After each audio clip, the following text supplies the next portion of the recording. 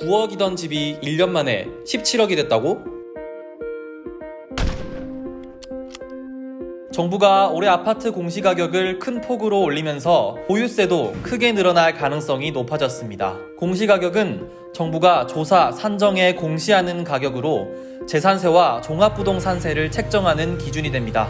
15일 국토교통부가 내놓은 2021년도 공동주택 공시가격안에 따르면 전국 공동주택 가운데 올해 공시가격이 6억 원 이상인 가구는 약 111만 가구인데요. 지난해보다 43만 가구 정도 늘었습니다. 부산의 공시가격 상승률은 세종, 경기, 대전, 서울에 이어 5번째로 높았습니다. 구군별로 보면 공시가격 상승률이 가장 높은 곳은 34.31%를 기록한 수영구였고 뒤이어 해운대구, 동래구, 남구 등이 20%를 넘어섰습니다. 일부 아파트는 지난해에 비해 공시가격이 무려 80%가 오른 것으로 확인됐습니다. 수영구의 삼익비치의 경우 전용면적 115.6제곱미터 기준 11억 7,200만원으로 지난해 6억 8,500만원보다 무려 4억 8,700만원이 급등했습니다. 또 지난해 5억 8,200만원이던 전용면적 84.83제곱미터의 공시가격도 10억 840만원으로 껑충 뛰면서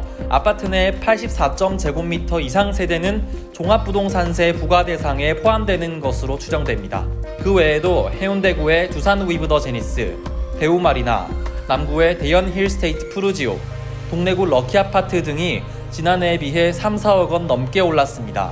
특히 해운대구 중동의 LCT 최상층 전용면적 244.62제곱미터 기준 지난해 공시가가 54억 3,200만원에서 올해 약 4억 원이 오른 58억 4,500만원으로 부산의 공동주택 공시가격 중 최고를 기록했습니다. 이 때문에 국민의힘 박형준 부산시장 후보가 LCT에 실거주하고 있어 논란이 일기도 했습니다.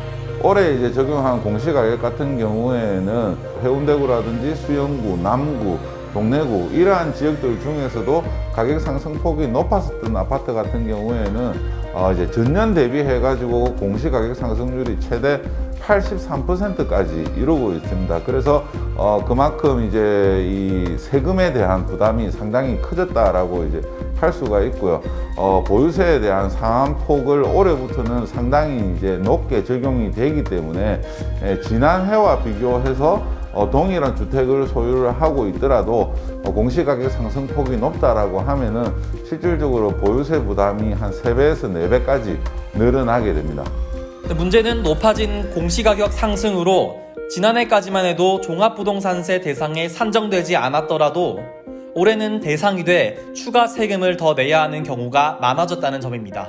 국토교통부 자료에 따르면 부산 기준 종합부동산세 부과 대상인 9억 원 초과 공동주택이 지난해 2,927세대였던 것에 비교해 올해는 4배가량 상승한 12,510세대로 늘어났습니다. 이뿐만이 아닙니다. 시세가 비슷하게 형성된 같은 아파트, 같은 면적의 공시가 격차가 생겨 한 집은 종부세를 내고 다른 집은 내지 않는 사례가 다수 발생했습니다. 이에 국토부는 공시가격은 동위치와 층, 조망과 소음 등을 반영해 산정되기 때문에 가격 차이가 발생할 수 있다고 설명했지만 보유세를 둘러싼 논란이 끊이질 않고 있습니다. 하지만 그렇다고 해서 모든 가구의 보유세가 상승한 것은 아닙니다. 집값이 크게 올라간 것들은 사실이지만 그 중에서도 1주택자 그리고 비교적 가격이 낮은 6억 원 이하짜리의 주택을 한 채만 갖고 계신 분들은 실수요자로 분류를 해서 오히려 공시가격 변화에도 불구하고 세율이 인하됐기 때문에 세금이 지난해보다 줄는 그런 가구들도 일부 있을 수 있다고 생각이 들고 있습니다. 애초 정부는 공시가격 현실화율을 2035년까지 90%로 올리기로 하면서 재산세를 한시적으로 감면해주기로 했는데요. 정부가 마련한 특례세제에 따라 공시가격 6억 원 이하 주택을 가진 1주택자는 3년 동안 재산세율이 최고 0.05%포인트 낮아집니다. 예를 들어 공시가격 6억 원짜리 주택을 보유했을 때 기존 보유세 부담이 약 147만 원이었다면 올해는 126만 원으로 21만 원 줄어듭니다. 이외에도 고령화 공제와 장기 보유자 공제로 책정된 보유세의 20%에서 최고 50%까지 공제 혜택을 받게 됩니다. 부동산 전문가들은 이러한 공시지가의 상승이 장점이 될 수도 단점이 될 수도 있다고 합니다.